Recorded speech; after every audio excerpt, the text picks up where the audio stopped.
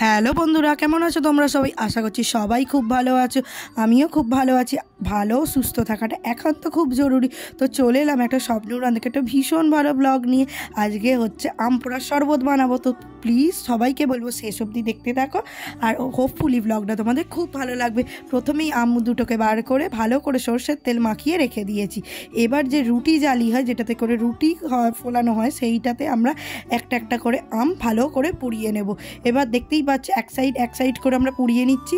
যতক্ষণ না পোড়াবো ভিতর থেকে ওই সত্ত্বটা ফেটে ফেটে বেরোচ্ছে ততক্ষণ অবধি পোড়াবো, কারণ জিনিসটা পুরোটা পুড়বে, তবেই ফ্লেভারটা আরও সুন্দর হবে। এরম বলতে বলতে আমাদের পুরো পোড়ানোও হয়ে গেছে। তোমরা দেখতেই পাচ্ছ কালারটা কিভাবে চেঞ্জ হয়ে যাচ্ছে।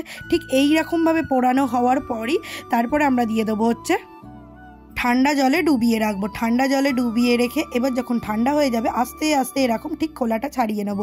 খুব ইজিভাবে খোলাটা ছাড়ানো হয়ে গেলে আরেকটুখানি বাটিতে ঠান্ডা জল নিয়ে সেইখানে এইভাবে ভালো করে কাল্পটা বের করে নেব।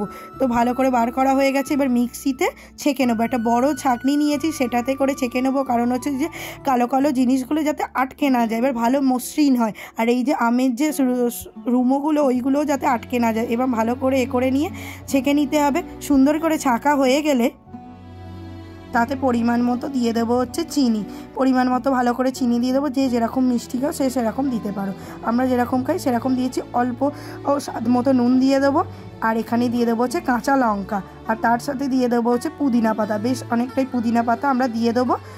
আর দিয়ে দেবো হচ্ছে বরফের কিছুটা কুচি, যাতে গরম থেকে কিছুটা মুক্তি পেতে এই বরফের টুকরোগুলো দিয়ে এবার চলো পেস্ট করে নিই।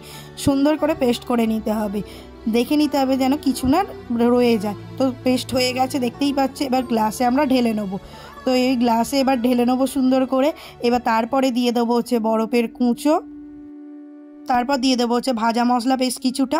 ভাজা মশলা ফ্লেভারটা দারুণ লাগে। ভাজা মশলা দিয়ে দেবো, অল্প একটু বিট নুন দিয়ে দেবো, আর দিয়ে দেবো হচ্ছে পুদিনা পাতা। আর ভীষণ ভালো খেতে হয়েছিল। আর গরম থেকে বাঁচতে শরীরকে একদম তাজা টাটকা সুন্দর রাখার জন্য এইটা তোমরা প্লিজ ট্রাই করো। আর ভালো লাগলে লাইক কমেন্ট শেয়ার আর সাবস্ক্রাইব করে পাশে দেখো। চলো দেখা হচ্ছে পরের ব্লগে। চলো টাটা বাই।